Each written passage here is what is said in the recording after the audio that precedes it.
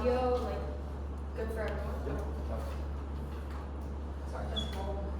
Yes.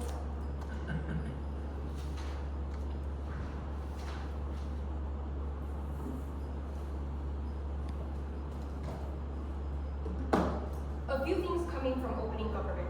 First, on what this debate is actually about, who are the stakeholders that matter in this debate. Second, on one argument on why immigration policies are likely going to be successful and why it would actually work. Lastly, on why we think birth rate policies are likely going to fail, but even in the best case scenario in which it does achieve the impact that obviously I want to talk about, it is still harmful to minorities. First, on setup and clarification. The first thing I want to talk about is this debate is not an act or motion. So it's not just about the harms and the benefits to the South Korean government and what it necessarily means for the administration. It is also about the people who are affected by this policy. For example, it's about the families who are pushed into having children as a result of the birth rate policies, or about the immigrants who are coming to South Korea and whether or not it is a better life for them. These are all very important stakeholders, and I would actually argue that administration is probably one of the least important impact in this round for the mere fact that there are already people who are in the top of the society, top of the echelon. Secondly, I just want to note that if you look at the motion and the phrasing in which this House believes that motion, which means both sides have the burden to do actual analysis to prove why the policies that they are characterizing are likely going to happen given the characterization of these administrations, rather than fiating a very fancy and perfect rule in which perfect policies are going to happen in a non-subjugating way. With that, first argument on why we think immigration policies are likely going to be beneficial. I want to first characterize what these immigration policies are likely going to look at.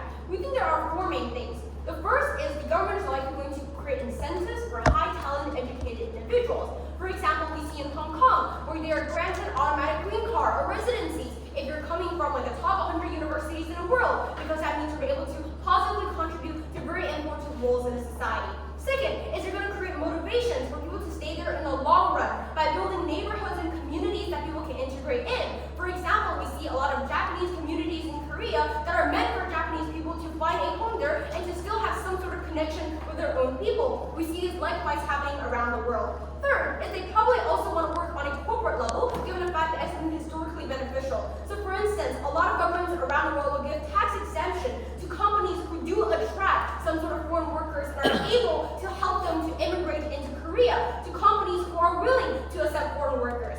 Lastly, we think this may also look like granting some sort of status that is permanent for migrant workers. This is especially an urgent concern right now and on the rise, given the fact that there are a massive amount of people moving into Korea for jobs like manufacturing because of the fact that there is a huge demand. Why are these policies likely going to be successful? A few reasons. First is we think there is a pre-existing unfulfilled demand that is very urgent. For example, in the semiconductor industry, because of the fact that there aren't enough young people in South Korea, what it often means is companies are forced to, for example, hire very temporary migrant laborers who do not have a guarantee of staying in a company for a long run, or for instance, are not as well skilled or educated. As a result, they are in perfect needs of these immigrants to actually come into the country. Second is we think there's also a rising supply of people who are willing to come to Korea. For example, people from Southeast Asia or people from Europe. A lot of people are interested to move to a developed country that is, for instance, a little bit more democratic than where they come from, or in places where they can use their purchasing power to live a relatively better life compared to what they're living in a life in, for instance, Europe, where everything is a lot more expensive and very difficult to afford. Third is we think in general, South Korea is probably a country that has a relatively good reputation in Asia compared to its other peers. For example, with the rise of things like K-pop, there is already sort of a glorification of the South Korean culture and the fact that it's a very fun place to be in. And also, it is not as xenophobic as, for example, Japan or authoritarian as China. So just in general, it's a very optimal choice for most people. What is the impact therefore? First is we think in a relatively short period of time, you're able to attract a group of people into South Korea to settle down as immigrants. These people are likely going to fulfill, for example, the economic needs of corporations and the labor needs. No, thank you. But second is I think in general, these people are likely going to be motivated to stay to the extent in which they feel like this is a place that is desirable, to the extent in which they feel like this is a place where they can earn money and live a higher living standards than they were before. And given the fact that companies and governments have the motivation to keep them stay, it probably means their children will be able to grant it some sort of status as well. Before I move on to the second argument, I'll take closing. So you'll be fulfilling the demand primarily for primary services, agriculture, manufacturing industries, right? We think these are primarily the labor in which that is in current massive shortage right now. Those are the type of places that are in need of, for example, workers. But at the same time, we think there's a lot of like very technical or like very highly educated skill sectors that are also in need of young labor. Those people will probably also be going to there as well. Second argument on why birth rate policies are likely going to fail. 4 reasons. First, it's just we think on a macro level, social norms are very hard to change because there are so many variables that impact one's decision. There are external variables, like whether or not they actually believe it or what their friends tell them. There are internal variables. For example, people have different priorities on whether or not a child is actually part of their life journey.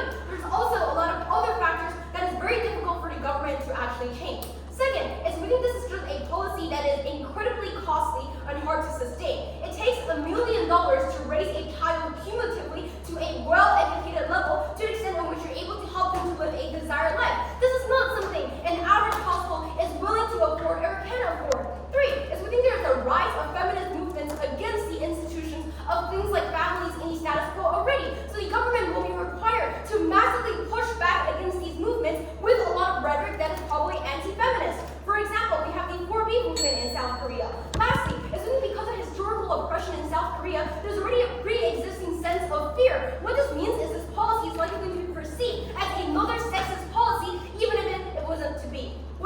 Why is this really, really bad, therefore? The first is we think just in general, people are less likely going to even subscribe to these policies in the very first place. But second, is even if they do, it's going to be with massive amounts of annoyance and probably not a lot of support in a very small scale. But let's assume that this policy does work. The fact that you're able to raise birth rates because you're able to nudge people into families and to give birth. We think this is likely going to be done in a very bad way that leads to mass subjugation of women. The first reason is because the current president is quite sexist. So I really, really doubt that he's able to carry out very, very empowering policies. Second, is when there are huge lobbying effort from corporations to block good feminist policies that opposition want to talk about. For example, extending maternal leave is very, very expensive for corporations. So these big corporations are likely going to make sure these policies do not happen. The way here is that you're going to hurt women even in the best case scenario because these are the type of people who are forced into families and giving birth to children. We think at the end of the day, we are the side that can most urgently solve South Korea's problem at the same time protect the most vulnerable. For these reasons, very, very powerful. We thank the Prime Minister for that speech. To open up the opposition half, we now call on Leader of Opposition. Hear, hear.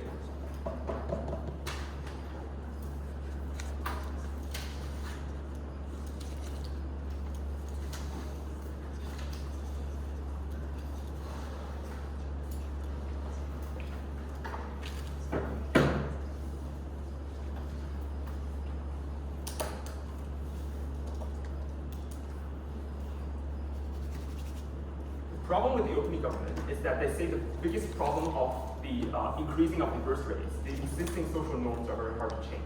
They fail to characterize what does it actually look like, right? We're going to characterize their existing, for example, traditional Confucianism concept, meaning that there's oftentimes probably going to come from, for example, the pressure from your families. People do, for example, have the expectation that you will have a baby to begin with, right? But for a lot of the structural reasons that prevent people from having that children, we are able to solve this by providing you with better policies. Rebuttals will be integrated. So firstly, what is the setup at our side of the house? We think, one, we're probably going to provide financial incentive for them to have babies. For example, if you have babies, we're going to provide you with more money and more support in terms of education or things like that. Secondly, corporations will also going to provide you with things like, for example, maternity leave or paternity leave or things like that, right? Thirdly, we think that the corporation is also going to make you have less working hours to get you prepared for having babies. And lastly, we're also going to, for example, diversify the educational training in a way that, for example, have more education in terms of professional training. That is what the OECD countries have been doing to begin with, right? This is not only the fiat power from the opposition, but that is something that the Korean government has already been pushing forward. If you look at, for example, how the financial incentive has been already increased and how they're also enabling more paternity leave or things like that, right? The second piece of setup here is we think that even if Korea is under the problem of lacking the labor, things things like that. At least, I don't think it's a kind of like a short-term problem. I think they can still sustain for a while. For example, all the kind of pessimistic prediction in terms of how Korea might fall into economic crisis are still, for example, have a comparatively long timeline. For example, after 2050s, after 2070s or something like that, right? Which means that even if like this policy of like having like more birth rate probably take longer time, it's still an affordable cost for us to take. So why do we think, secondly, right, why do we think that the birth rate can change and what are the benefits of this when we are pushing for more policy towards this, right? Number one, we think that there's a traditional Confucianism concept within Korean society, right? Which means that, for example, families still have the expectation that they want to, for example, have their blood get passed on or things like that, right? But the problem we think in the status quo is that there are a lot of the Korean they don't have enough resources, right? For example, it is a highly competitive society that, for example, if you're having babies, which oftentimes means that you're probably going to have less time to work or things like that. Or for example, there's an educational cost is oftentimes quite high, and oftentimes, for example, there are existing price gouging or economic pessimism within the society, right? However, we think that with all the kind of policies in terms of how structurally we can improve that, necessarily we are going to change this by providing people with more confidence in terms of how they can better increase the birth rate to begin with, right? The opening government's framing is that they also need to cater to, for example, the benefit of the individual instead of just thinking from the perspective of the Korean government. We agree that, but we talk to you that by increasing, for example, the ability for people to, for example, sending their kids to school by enabling, for example, less working hours in this comparatively competitive society, we think it's a net benefit in general when people do have the capacity to work less. For example, to have like more time in terms of their leisure time for them to have babies at the end of the day, right? But also we think that secondly, when there is a gradual support or the overall support at the end of the day, people become generally more optimistic in terms of after they have the baby, they do have the capacity and they generally feel more safer and more comfortable at the end of the day. Zero from If it's true that the South Korean governments are already implementing policies we talked about, like financial incentive, why is the birth rate still not going up? Does that imply financial incentive is not likely to harm out in birth? Number one, I think that it's just happening in the status quo, but I think it's still, for example, takes time. For example, the recent increase of the maternity leave or paternity leave still happened only this year to begin with, right? But oftentimes it's a gradual process, which means that it requires you to have structural changes like we already depicted to you. Oftentimes it requires you to, for example, balancing these kind of priorities or making it the overall structural changes for people to actually adopt into begin with, right? But we think in general the social norms that depicted by the opening government is in general that people do have the willingness to have babies, but oftentimes they're being stalled by all these structural problems existing, right? What are the benefits at our side of the house, right? Number one, we think that generally there's going to be more economic development, right? Because, for example, when you are providing immigrant policies, does not necessarily mean that, for example, they will spend the money within Korea or not, right? Oftentimes, they send remittances back to their countries. Oftentimes, they invest in other places instead of Korea to begin with. But comparatively, for example, when the population or the birth rate increased by Koreans, oftentimes they just spend money more likely in Korea, and generally means that there's going to be more consumption and more economic development, right? And secondly, we think that's just more sustainable and more certain to begin with, right? For example, your policies, you as a policymaker, you necessarily know what people actually want as the unilateral racist. You know what their concern is. You know how the policy might change their mind at the end of the day, right? But thirdly, I think that it can just better dealing with the aging population, right? Because to take care of those aging population, you don't only need people to work and pay taxes, right? Oftentimes, you also need, for example, emotional support. You also need, for example, you to take care of them. We think that, for example, Koreans do have the kind of concept of familial piety or things like that, which means that generally they're going to provide more emotional support when you are having a policy at our side of the house. Lastly, I'm going to talk about why their policies are likely to fail, right? Number one, I think that their policies are temporary at best, right? Which means that one, it's oftentimes hard for these immigrants to choose to stay, even if they have their policies, right? For example, if you are attracting those coming from the Central Asia, oftentimes, for example, a lot of them are Muslim, while Korean countries are oftentimes made of Christian sites, right? But oftentimes for a lot of the Westerners, it's very hard for them to stay, considering that they also consider the education level, or they also consider, for example, the privilege they can have is probably going to be better at their own country. They're far more likely to send their own kids to like England or things like that, right? But oftentimes there are language barriers, and also in terms of the work limits you can choose. For example, a large amount of these individuals just foreigners becomes models, becomes like private workers, things like that. I don't think they have a huge amount of like work choice to deal with, right? But oftentimes it's very hard for them to get fit in within society, considering that Korean is a unilateral race, and oftentimes when the own people of the Korean is facing the problem of unemployment, I think there's more hatred and more hatred against these foreigners in terms of how they can get fit in at the end of the day. And we've already seen that in the current president in terms of how the populist tone he's having based on that account. We thank the leader of opposition for that speech. We now call on the Deputy Prime Minister. Hear, hear.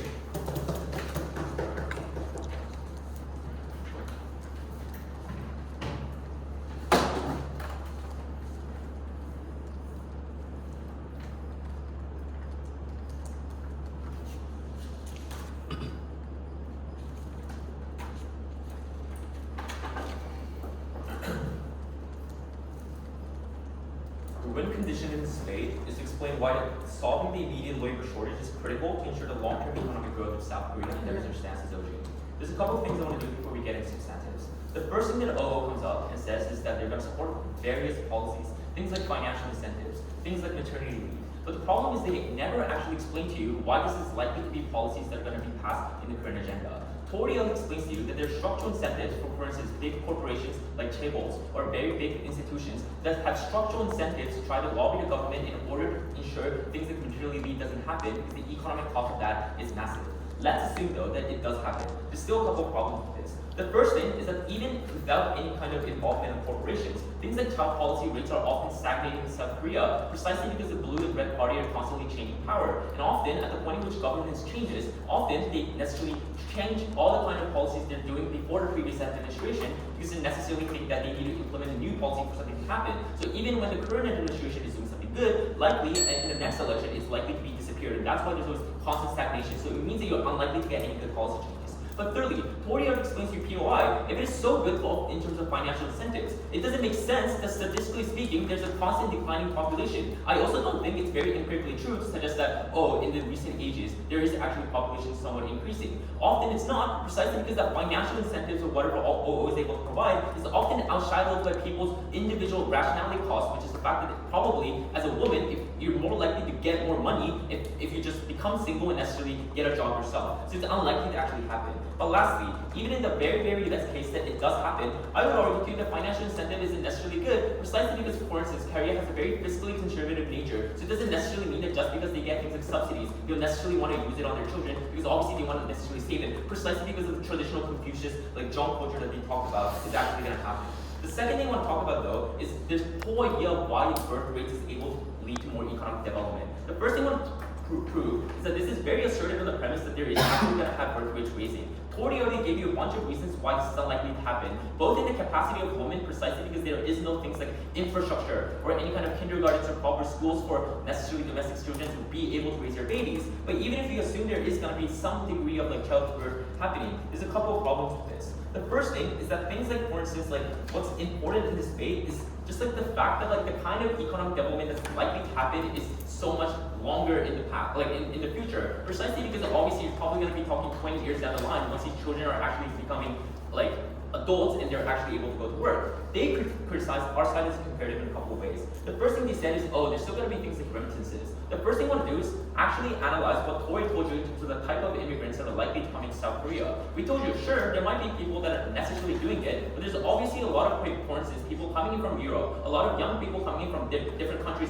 from countries like Taiwan or Hong Kong, precisely because they think it is significantly better to move to better democratic countries like South Korea versus their potential invasions of, for instance, like that might happen and living in Taiwan and Hong Kong. wrong, but even in the best case the remittances happen, insofar as this is still this house believes that motion, I would argue that insofar as you're able to take one more family, that's probably just good on benefit. At least you're having the money go to people that actually matter. It's not necessarily just about the South Korean administration. But secondly, even if it's true, I would argue that foreigners usually use a lot of money in South Korea as well. For instance, even if you do send a lot of that money to your country, obviously the only things like other things apart from salary contribution matter. The fact that you're probably investing a lot of time and labor into making sure your company is bringing some kind of social return. The fact that you're probably still using money for things like groceries or housing. Obviously, all those things go back to South Korean government, even if they don't want to even if we're talking about South Korean country. Obviously, there's so much different benefits financially apart from remittances. What then is actually delta? The first thing that matters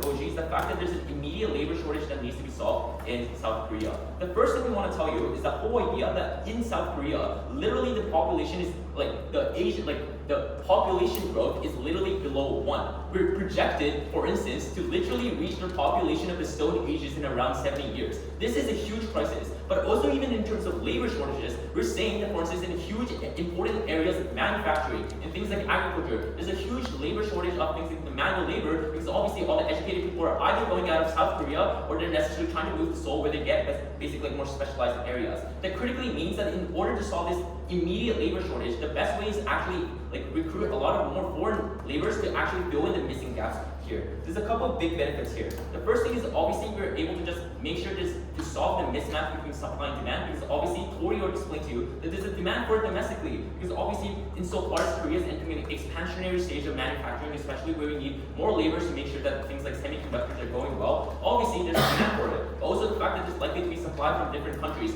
meaning that we're able to probably solve that. Let's say even if you don't take that, or CEO might come up here and say, but for instance, we still need things like skilled or specialized labor, or for instance, we might necessarily just have xenophobic or backlash reasons. There's a couple of responses we have from Mochi. The first thing is things like backlash is likely to not be that important in this debate for 3 reasons. Firstly, is because I don't think it's likely to happen, precisely because we already told you that insofar as Korea has a huge informal sector, when it's becoming the export-oriented economy where a lot of chunks of informal sector rely on tourism, for instance, a lot of Koreans, for instance, have to be able to adopt multilingual tendencies to make sure they're able to adopt. And that's why, for instance, if you go to Myeongdong, especially IAs, you're probably likely to realize that most people are able to talk to you in Japanese, English, or Chinese. And often this is how norms become normalized over time. But secondly, if this culture called literal Jeong of altruistic tendencies truly does exist in this country, I would argue to you that probably people will be nice to each other in their own communities. But lastly, even if it does, I would argue to you this whole idea of backlash is likely to be outweighed by the fact that you're literally providing job opportunities, people to be able to afford food on the table, even if it's in the form of remittances. I would argue to you this is probably more important than any kind of small backlash that might happen to foreigners anyways. And lastly, I think just people become more used to it over time. This is how we're able to necessarily solve people's foreigner scaredness over time. The last thing though is even in the instances in which, for instance, CEO might come up here and say but what Korea really needs is specialized labor, and you won't be able to do that domestic childbirth anyways, I would argue to you the biggest problem of having a lack of engineers in the status quo is that often they're facing the same problem of things like stagnating visa queues, which is the fact that because there's no proper forms of immigration policies in line, they're not able to literally come into Korea. You're only able to solve that at the point in which the South Korean government heavily prioritizes immigration to make sure there's better streamlining processes, to make sure, for instance, anyone is able to easily apply for a visa, to make sure there's no security concerns there. At the point in which you're heavily prioritizing it is the point in which you're also able to recruit specialized labor coming in from the country. So there's a lot of trickle-down benefits, even if, for instance, a lot of manual labor doesn't come in. For all those structural reasons, we take this today. We thank the Deputy Prime Minister for that speech. We now call on the Deputy Leader of Opposition. Here.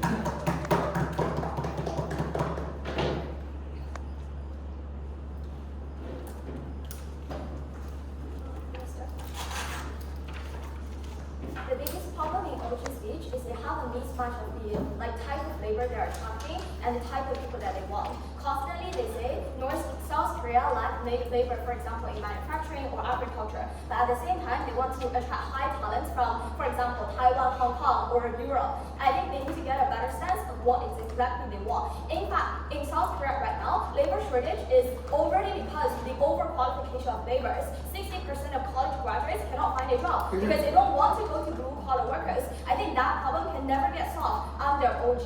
But then I'm going to first talk about why encouraging birth rates is going to first work, and second, solve the structural problem in Korea, but second of all, why immigration policy fails. So I think OG tells you the reason why birth rate policy wouldn't work for 3 reasons. First of all, raising a kid is expensive. Second, sexism, and third, heavy workload. All of these are structural reasons embedded in Korea, and because of a conflict interest coming from different parties, nobody have incentive to solve it. For example, reducing workload necessarily means sacrificing interest of large corporation owners. However, raising birth rate is a common point that they actually see interest overlap. For example, if there's constant aging population, then large corporate owners eventually also wouldn't have workers to begin with. Or for example, even if the current president is sexist, if there's no new baby born, then the economy will shrink and tax money will get less, and eventually the government will also get blamed and suffer from the consequences. Meaning that on the other side, when they prioritize immigration policies, there's never any incentive to solve existing structural problems in Korea. But on the other side, that incentive is provided. That is the reason why the fourth policy that Ray told you is reaching bipartisan or all-party agreement in Korea right now and has been pushing forward. Their only analysis is just like, it is there and it's not working. First of all, they tell you a lot of the policies literally only passed this year, so it takes time for it to materialize. But second of all, we think it's not working, it's a good thing. It just shows Korean government what they did wasn't sufficient. That is the reason why 5 years ago, raising birth rate policy was only financial incentive, but last year they added maternity leave to the issue because they recognize that gender inequality or exploitation of women is also a significant factor. But other than all of this, I think Korean society uniquely will raise birth rate for 2 reasons. First of all, there's a happy family tradition like all East Asian countries. You already have family expectation for you to give birth to babies. That is the reason why currently a lot of South Korean young people, they refuse to give birth to babies, also face heavy family tension or pressure coming from their parents and stuff. But second of all, I think financial incentive will become more important because unemployment rate and economic recession in Korea is also currently very severe, meaning that the financial incentive that you get, either from direct cash transfer or lower interest rate to for example your loans, will become more appealing compared to what they talked about. But lastly, I feel like the fiat thing is symmetric. So when they say, in Congress, they wouldn't like this policy, or there's political instability, so the policy will get revoked at any moment. I think rising populism and rising racism, for example, tension with other East Asian countries like China, or seeing a bunch of immigrants into the country taking away job opportunities, will also spark populism in Korean Congress, meaning that they also cannot guarantee that policy will become sustainable under their side. But to their best case, we have 4 reasons why immigration policies wouldn't work, or even if it works, it wouldn't solve the problem that Korea is facing. First of all, is the number of labor that you attract through immigration policy is never going to be sustainable. So I think their best case is just some European tourists coming here for 3 years and then leave later on instead of staying here, getting married, and having a baby.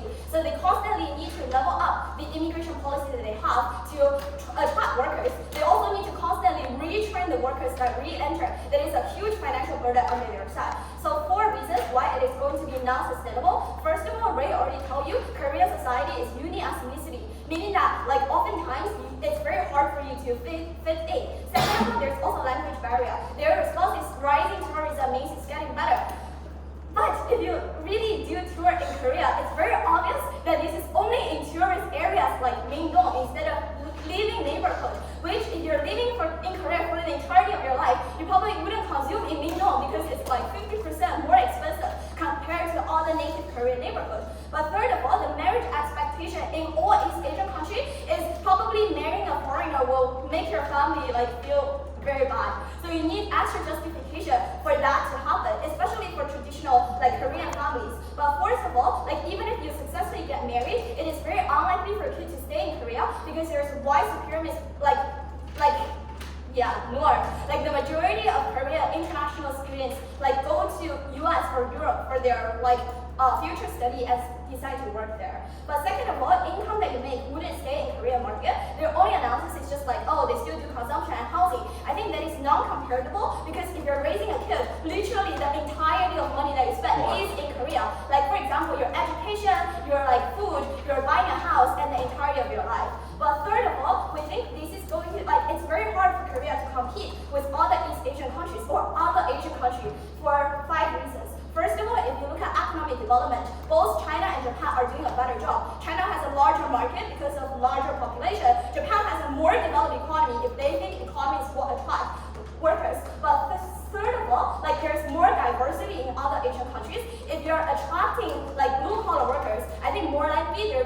from Mid-Asia, or like areas like India, Bangladesh, or like probably somewhere near Russia. Like in those regions, the majority of population are Muslim. However, in Korea, the majority of population believe in Christianity, and there's no Muslim representation at all, which is perfectly solved in other Southeast Asian countries. For example, Thailand, for example, Singapore. Like even in China, you also have Muslim representation.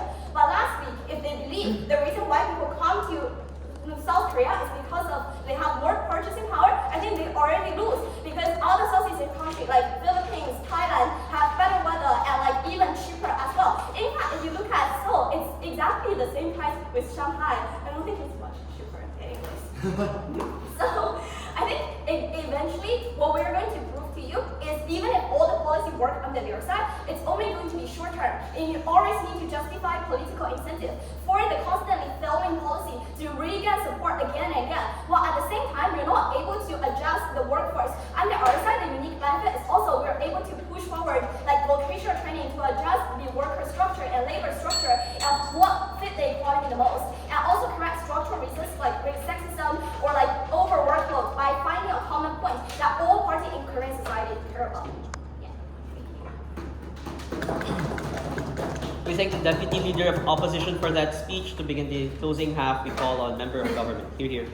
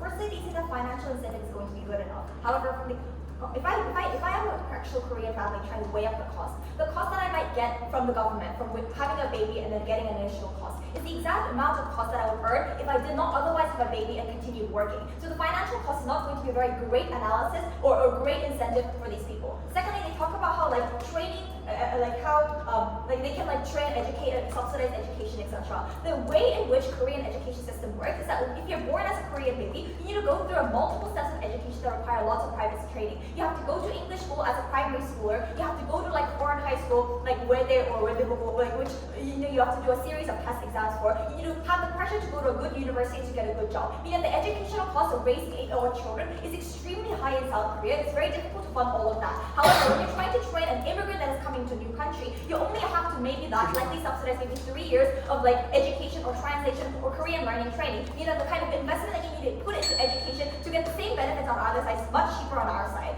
Thirdly, they talk about how there's like a lack of like they only need like low skilled labor, which is untrue. We think that Korea actually lacks a lot of high skilled labor as well. For example, just outside of Seoul, if you look at Seoyoung as well, they require a lot of high skilled labor that is often outsourced to Seoul. So those areas are likely going to look for high skilled labor that can be replaced by immigrants. Fourthly, they talk about how the Korea has family tradition, so they're likely going to have children as well. We think these families do have children, but the problem is that they only have one child. That is why we're facing a population crisis today. When immigrants bring like 2-3 children, that is going to be uniquely solve the crisis. But also thirdly, they concede that their policy takes time because it is not working currently. However, we think that this timing issue is incredibly problematic. We think that the urgent problem for the population crisis is that right now the logistic cost of producing things is actually going up because we don't have enough labor to make costs cheap. That is why the cost of living here is also increasing. Also, secondly, the lack of pension money that we can provide to older people means that we have an extremely high poverty rate within the elderly. That is why a lot of elderly live in like one rooms that like is supposed to be for for like, school, like high school graduates, etc. These people are in poverty and we do not have money to support these people. But also thirdly, there's a problem of like baby box centers in Korea where, a lot of women who just like to have children, but they don't want children, but they can't, get an abortion. Literally, they abandon their children to a baby box center. I know that because I volunteered there for the past 3 years as well. Meaning that the problem of not wanting babies or the cost of raising babies really, really high means that likely the idea of having needing to solve this short labor crisis urgently is incredibly important in alleviating the problems that we see in Korean society. With that said, OCG is going to break the deadlock in the opening because both opening teams clash and fight amongst each other on how both of their policies are short-term for some reason. We're going to be telling you why. If we heavily invest in prioritizing immigration efforts, this is likely going to have more long-term trickle-down effects. Because when OG talks about how they're going to fund visas, we don't think that this is an example of heavily subsidizing, immigration policies. What do we think this looks like? This is going to look like having increased welfare for immigrants. For example, having more English-funded jobs. For example, like governments and businesses cooperating to have more jobs that can be, done in English, or maybe having English translation services. Things like Kamupa, which is multiculturalism, government boards or councils, largely helping things out like family planning. Having multicultural education within Korean public school systems so that children grow up understanding things like multiculturalism and having less xenophobia. Things like leveling up immigration, things like having translation services in cafes, polices, public centers, so that the way in which these immigrants can live in Korea can be much better. Meaning that a lot of these incentives are not just going to be about bringing immigrations in, but making sure that they stay. Because we are conditioned, because if we look at the population curve right now, it currently looks like this, and now we are decreasing like this. And that is why we need a lot of labor force to be able to support the elderly generation. And so if either policies are able to increase the population by this much, that population is eventually going to be older, meaning that we need a second, third generation of increasing population in order to be able to thank you, keep up its population. However, on both sides, it creates the problem of this only being a short-term policy. So CG is going to prove why the heavily subsidization of immigration is going to lead to a more multicultural society in South Korea, whereby more immigrations are incentivized to stay. Why is it so? Because of the illustration that I just provided on how we're able to have, more heavy subsidies in the ways in which immigrants are likely going to want to stay in Korea because it's more immigrant friendly. We're going to see a couple of things. First of all, we think that generationally, people become more friendly to the kind of neighbors that are immigrants because now they are your employees, now they are your next door neighbor, now they are maybe nannies who take care of your children. Meaning you have far more greater exposure, so you're unlikely going to see them as you have xenophobic attitudes to it, but actually see them as people who are likely living in the same society. Secondly, there's going to be a societal narrative that although immigrants are from immigrants and they're born in different countries, they still meaningfully contribute to Korean society by doing things like jobs, by fulfilling things like low skills labor, by paying taxes, so they are deserving citizens in South Korea. Thirdly, generationally,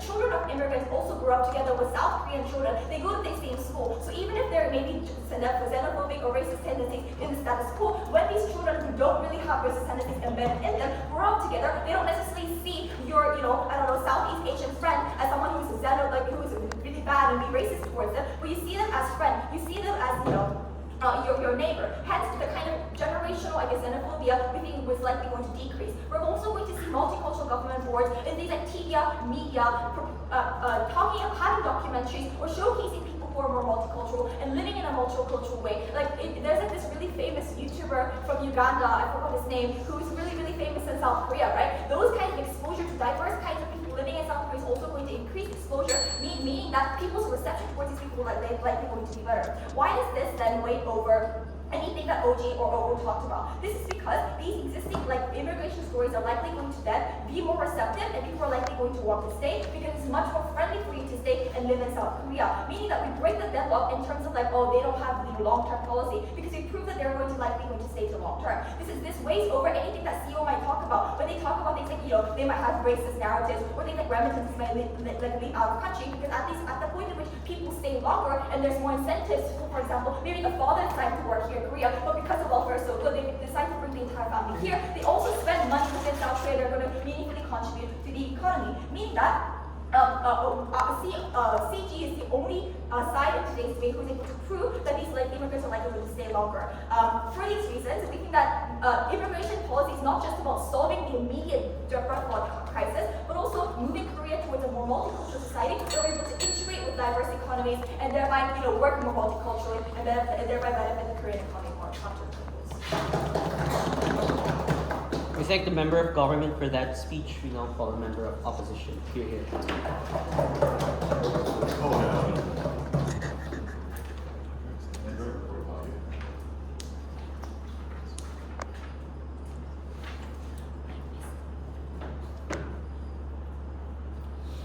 Yes, sir. Okay, 3, 2, 1. Clarification. Immigrants for tech and high skill positions will happen on opposition as well, because the motion says we should prioritize immigration over raising birth rate. This assumes that we are discussing two solutions to resolve the same problem, i.e. South Korea's looming demographic collapse and the deterioration of business confidence that comes with it. This means that I think government is not actually addressing the debate, because they cannot just explain why immigration is good. They have to defend immigration to the extent that it actually helps us resolve the looming demographic collapse. And to top up the replacement rate of 2.1, you have to take in millions of immigrants every year. And it's in this comparative specificity that government bench failed their burden. For two reasons. The first, that this is unsustainable. At the moment, people want to go to South Korea and the semiconductor industry is doing somewhat well. But this can change. Developing countries get richer, the reputation of South Korea can change based on how conservative it is and how likely it is to stay conservative, and other nations will also compete with South Korea for immigrants as well. So in the long term, actually government doesn't really have a solution. At best, they give you a band-aid. Second, and more importantly, this worsens the demographic collapse in the future. This is because the types of immigrants we bring in, they are unlikely to have children or join in with the rest of society to have families for three reasons. The first is that migration is a big problem. So a big decision. So usually you migrate yourself. It's very difficult for you to find a partner and then opt in and then both of you go to another country. Therefore, the people likely to come here are single. Second, most migrants will work in agriculture or manufacturing industries. These industries are low paying, they work long hours, and their careers are not exactly prestigious, which means that it's fairly difficult for them to socialize and find a life partner. Thirdly, a culture of xenophobia means that it's unlikely to be the case that you can like to find a life partner in South Korea as well. Lastly, insofar as you do not resolve the issues that prevent people from having children at the moment, your migrants will also not have children. So the root cause exists. Insofar as that's true, I'm not quite sure then what's the push come out from government. That means that in 50 years, these people will be old, but South Korea will no longer have the comparative advantage to then use migrants to continuously be dependent on the solution. So you have the same problem today, but then it's worse because you have more old people, you have more costly pensions, you have less attractive conditions for migrants to come. CG's extension is that people should stay. But then government will then have to explain why is it the case that their policy then work. Before I go on, are there any advice? Opening? Oh, yeah. So even if we don't get children and stay for a couple of years, if the domestic population is refusing blue-collar work, isn't at least stabilization of these blue-collar jobs a precondition for any long-term economic growth? I think it's okay that we lose these jobs. I think it's far worse that insofar as you bring these people in, you create a bigger demographic collapse in the future. Because note that we have to contend with the fact that we might fail. South Korea might in fact be doomed, and therefore people might die. The difference is, on outside the house, fewer people have to face this reality. On that side of the house, they attract more people to this reality. If it's the case that they don't actually have a competitive solution as to how they can actually solve that problem, then they just make that problem bigger and they make it worse. Moving on to why raising birth rate is a better solution. But before I do that, I have three responses to the government. The first is, they say that we have to defend the current administration. This is quite nonsense because they also never explain why the current administration would implement the immigration program that they talk about either. So recently, for example, when you bring in 100 Filipino domestic workers, people lost their shit, right? It's not the case that the population is also super okay with this. If it's the case that you can't prove why is it the case that the South Korean population is likely to abide by your policy, I think by that we have to assume the best case where we actually have political will to do these things. The second is you say that the birth rate policies are expensive. Again, this is irrelevant because OG's model is to build up developmental neighborhoods and give tax breaks to companies that attract talent. CG's model is to have a variety of specially catered services regarding migrant needs and explaining why is it the case that allows them to integrate better with society. That means that it's quite expensive as well, so cost of both sides is likely to be symmetric. Therefore, I think it's fair for us to claim that we also have the resources to do the things that we have to do.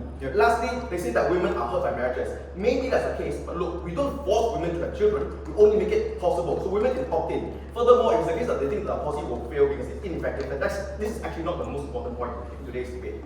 Moving on then to the extension. I think it does not matter if efforts to raise birth rate is expensive or ineffective, because the outcome of having more people itself that is organically self-sustaining is an ultimate good that we have to pursue at all costs because there is no alternative. if I can prove to you that this is automatically the only thing that we can do because it solves a fundamental root problem, then we just have to pursue it even if it's a case that is very difficult. There are two reasons why this is true.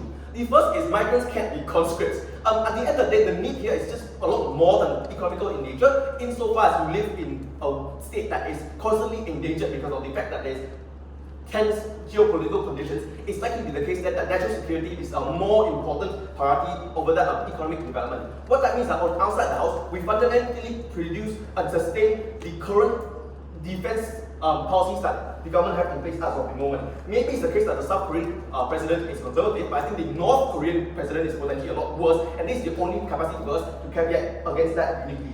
Before I go on to the second reasons, are there any other POIs? Your conscript idea also relies on the fact that you can solve the birth rate population. So just give any example how you're going to solve that. So I think we might not be able to reach the 2.1 birth rate, but if you just keep trying to give people money or find different policies, surely the delta is that we do have more people, right? And that on its own is good because then you don't have a comparative, because at the end of the day, I don't think you solve the problem better. So maybe both of the house solve the problem badly, but I think on our side we solve the right kind of problems. The next thing, and I think more important argument that has to come out from opposition, is that having children ought to be a right. Like, it's not about the fact that it's a good thing, and it's not about the fact that people are not having children because they choose not to, and to force them to. It's that they actually want to have children, or to the very least, many people do want to have children. They have no capacity to have children, but this is ultimately a decision that is meaningful and important to them, and we actually have to protect that. Why is it the case that this is fundamentally likely to be a right? The first is that social and religious narratives likely encourages this individual to have children, but not as like a sign of societal pressure, but kind of conditioning to explain why it's the case that it's important to aspire to be in the role of a mother or father, to be the person then that allows them to actualize their perception as a moral being, i.e. like producing and guiding the future generation. That is inculcated into these individuals, and that is the way by which they can feel important unto the world. The second is, I think biologically we actually all want to have children, because if we don't, I think we would all be dead, right? So like these are all natural tendencies that make it so that we aspire to these things. We can choose to opt out of it, but insofar as we choose to opt in, we need the conditions to make that choice feasible. I think as a whole, then people are not opting out for all the reasons I talk about. So if it's the case that it's due to a lack of maternity leave, if it's the case that there's a bad working culture and therefore you cannot spend time with your children, then government policies have to be created to specifically solve that. I think it's a fundamental problem that poor people live in single rooms, feeling that they are like not worthy of the world because they cannot produce a condition to then usher in the next generation, whereas the rich and middle class can and access this unique capacity for self-actualization. For all these reasons, please start with closing opposition. We thank the member of opposition for that speech. We now call on the government whip. Here.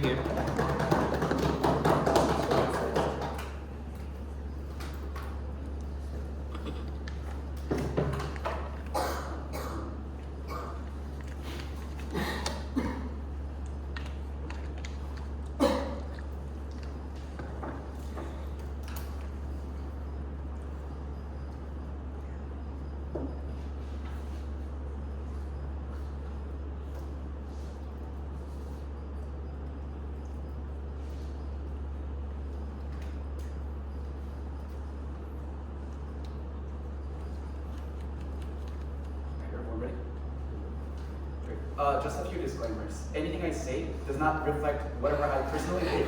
I'm probably going to say certain things that might sound really bad, but it's all justified on the context of current debate. So secondly, I just want to also say, congratulations to everyone here. This is probably going to be a very interesting debate, considering it's already a very high quality debate. So I'm just going to be responding to a lot of the cases. Okay, starting my debate.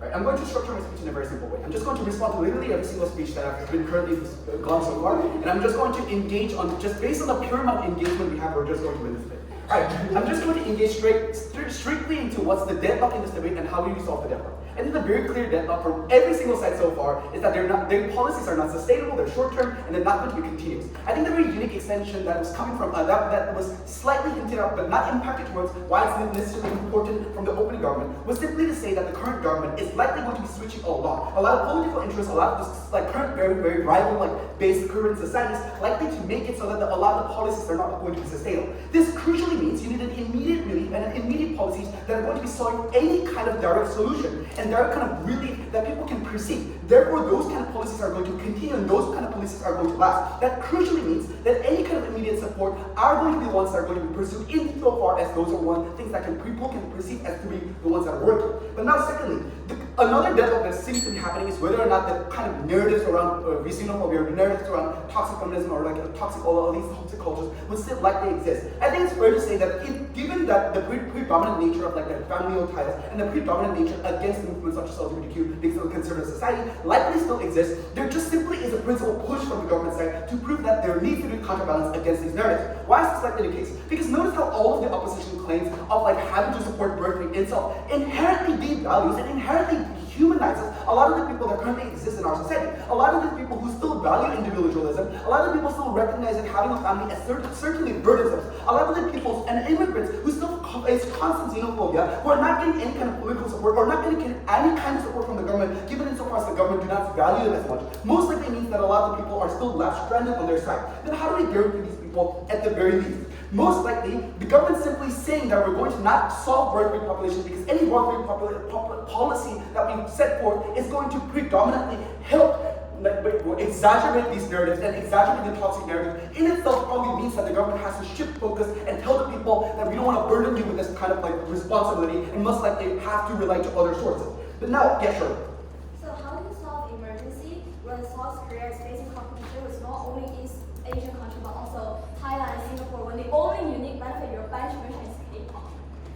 Okay, so first of all, that's just factually untrue, right? If you look at Korea currently, and if you just look at the status quo, just look at every single overpopulated country as such as Indonesia, such as Philippines, such as Vietnam. The biggest problem they're currently having is that because of the overpopulation, because of a lack, not lack of jobs, but lack of jobs and too much of population simply means that there's plenty of people to go around. But even if we take this point and compare Korea doesn't have a competitive edge, I don't necessarily see what the delta that they're trying to prove is. That Korea simply cannot achieve the massive amount of benefit. We don't care. As long as Korea can get some kind of benefit, that is better than your side, which you guarantee is a long-term solution that might be iffy, might work, but still somehow doesn't work. Most likely that means I'm going to go straight over to O. The O simply says that the financial incentives are going to be enough. Here's why uniquely this is not going to be enough. There's a structure, other than the structure, at best they're able to prove that the structural problems are not going to exist. They're not able to prove the systematic problem of narrative and predominant rising liberal cultures and the rising feminism that are likely going to push individuals to be wanting to not have a family in the first place. They're likely still going to exist. Given that a lot of people face this,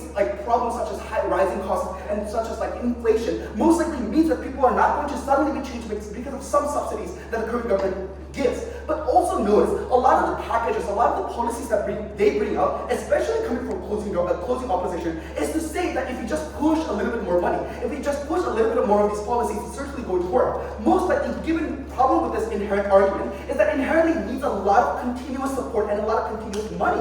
And that money is crucially what Korea does not have because of the lack of labor that is going to sustain these policies. So I'm very questioning where you're able to get this amount of tax revenue, where you're able to get this amount of labor and workforce that's going to sustain your policies, given that there's no immediate relief. That is a guaranteed benefit on our side. Given that we can guarantee you the labor shortage is going to be fixed by these immigrant problems, and given that the Korean government has an incentive to make sure that these immigrants are sustainable and that these people are going to be acclimated well into their society, most likely means you're able to guarantee this immediate relief. Then how does this weigh over every single bench? I think simply it's to understand how this is going to be affecting people and how this is going to guarantee some kind of benefit for the immigrants themselves. I think one, because of the translation services and because of all these acclimation things that are going to be done to the immigrants, most likely means that a lot more immigrants are going to be interested in going to Korea and going to be it's going to be essentially a lower barrier of entry to enter into workforce into Korea. They're going to have much less barriers to enter Korea, therefore they're going to have simply much easier time getting a job in the first place. We already crucially tell you that especially regions outside of Seoul, especially in Jeong, especially in Bucheon and Gwangju, they're severely lacking just generally populace, not high skill labor, low skill labor, everything.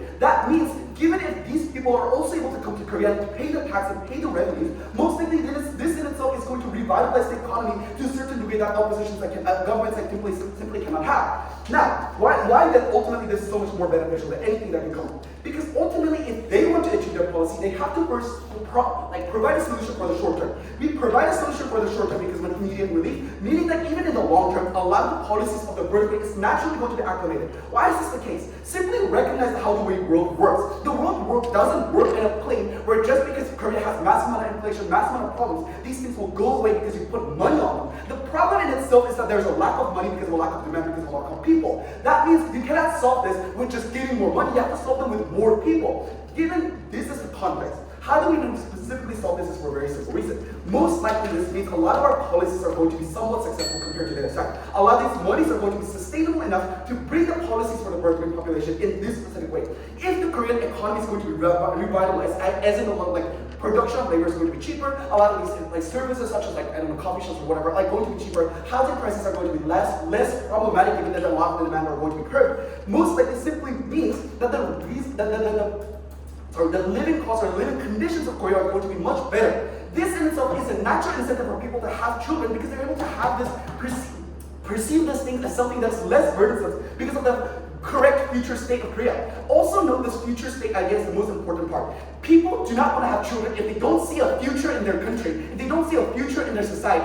Given that's the context, I don't see how close the opposition can win when they say ultimately, oh, if Korea fails, then they die. So yeah, fuck it. Like, I don't see how that's necessarily going to weigh over us. But even if we say that is the case and Korea doesn't matter if they die out, here's why uniquely this is beneficial. Because the minimum guarantee we are able to give to immigrants, as in that these people are going to be having more practitioner measures when it comes to labor, when it comes to acclimation. Given that we're going to be giving them certain benefits for individual people who still want to be individualistic, for the Methodist movement who do not want to face the kind of constant toxic narratives that are coming from all kinds of sides. Most of the means we're able to better guarantee the individuality and the like kind of agency for these people for all of these reasons.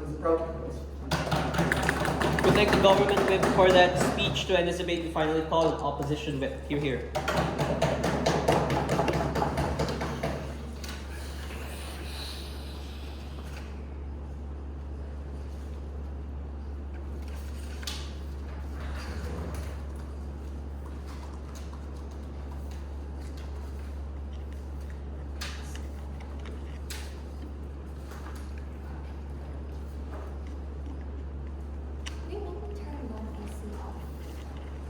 Turn off the AC.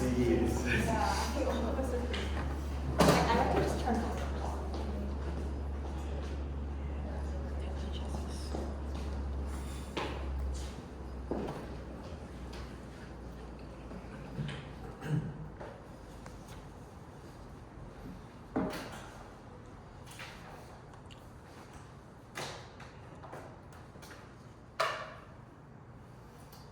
This might be my last moment in this debate in tournament, but I just want to say, Thanh, you're great. You're great. Like, thanks for flying all the way to Singapore to here. I know you had a lot of fun yesterday.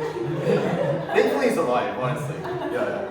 I have some great photos to share, regardless of what it is. But I mean, it's fun. It's recorded. Okay.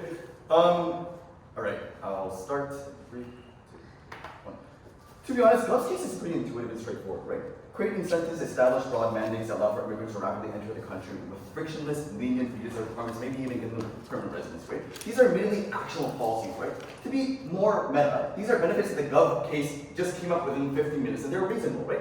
Why then does the Korean government not actually push these initiatives to solve the population crisis, right? The main reason is pushed by CEO is that the benefits of an immigration-heavy policy are short-lived. Now, what do we buy from the government side? We buy that immigration is going to fill in the gap of an unfulfilled demand from primary agriculture and manufacturing industries. Notice then that the immigrants are very unlikely to fill high-tech jobs because tech jobs are already oversaturated because of the inherent small team, skeleton team nature of these tech jobs because of the increasing development of tech, reducing the need and demand of human intervention in tech companies. So even if there is a fertility crisis, the main cash drivers in tech industry in Korea already has a supply, and even if there's some level of demand, it's not that much demand, right? Because of the inherent nature of high-tech jobs. So who are these immigrants likely to be? Thanh already emphasized these are primary services immigrants with less taxable income, but they bring their families in, right? Because they solve, but they only notice how they only solve one side of the problem. But what are the next steps? They contextualize the incentives that bring them and the incentives that let them stay, but they have not expanded how you manage these immigrants. Now expand how you can afford to actually cater to them after they actually establish themselves inside South Korea.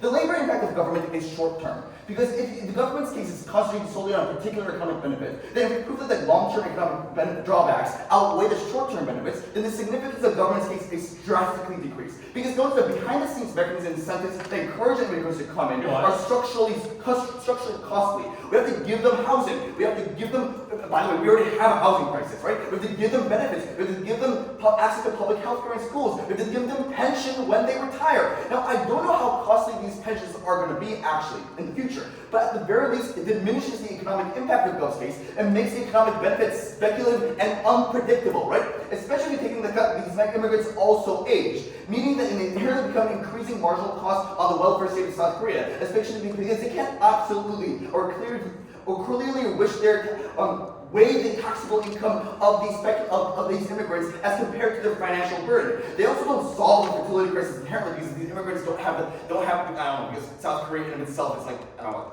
there's this tragic lack of a sex drive, I guess, inside the nation. So I don't know how lucky these immigrants are going to be when they actually come into the country, right? Because let's try to compare certainties between a low population, which is our worst case, and an immigrant open population, right? Now, what is more certain, what is easier to predict and acclimate to, is an environment with less population. Because the development of automation technologies to replace manual labor is more observable. We can know exactly how many robots we have to run our factories. We know exactly how much they cost. We know exactly how much money we save. We still get direct taxable income from corporations using these robots. Compare that to immigration, right? Maybe you can count how many immigrants you will let in, but you don't know how productive they are. You don't know in the future whether when they age, we'll be able to afford to give them pension or afford to allow them into our welfare state. You don't know how competitive or relevant they are in comparison to other countries who prioritize automation, right? Even if you bring in defense class, right? I don't know how relevant this is or how real this is because look at Taiwan, for example, and China. China obviously overpopulates against Taiwan, but Taiwan, because they invested in high automation, they invested in skeleton defense systems that are effective. That is why China can't easily invade against Taiwan, right? Because automation is actually a very, very high investment, highly productive, highly observable investment we can make with direct returns, right? And back to costs. Notice how the costs of pro-birth policies are only activated as soon as a child is born. That is we only give them these welfare. We only give them these pensions when the birth is actually confirmed, right? And so they can be expensive. These policies can be expensive or not, but the benefits of the costs are directly proportional to the direct benefit of birth in of itself, right? We also buy that there will be positive collateral benefits that are associated with the pro-immigrant policies. Maybe we have more English education. Maybe we a little bit more pro-immigrant, right? But these are inherent costs that are only justified with a sustainable financial benefit. These calculated benefits don't really reasonably live until the long term, especially because as the immigrants are more and more perceived as a burden to the welfare state, then we don't really know how pro-immigrant we're really going to become, just because we create these institutional changes, right? An important comparative to highlight here is that CD is also intertwined a positive collateral benefit, institutional benefit.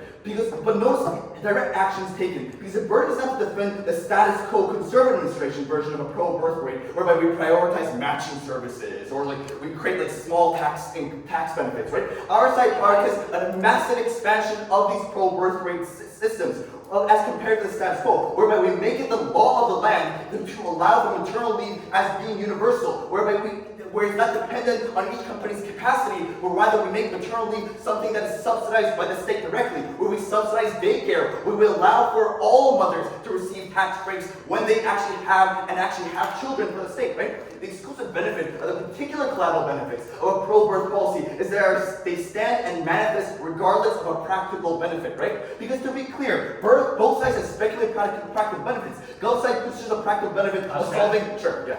So policy costs biological urgent productivity is honestly also metric to some extent. So tell me, in your best case scenario, why it's justified to use unwanted women as a social battering ram? No, we're not. We're encouraging them. We're incentivizing. We're not forcing them to have babies. Notice, again, our policies are not ingrained or intertwined with a practical benefit. We encourage a practical benefit. But notice, both sides have speculated economic benefits, because at best they prove they can solve a short-term job demand, but they've not benefited how they can weigh that against the long-term drawbacks of having more and more people to actually come into the welfare state.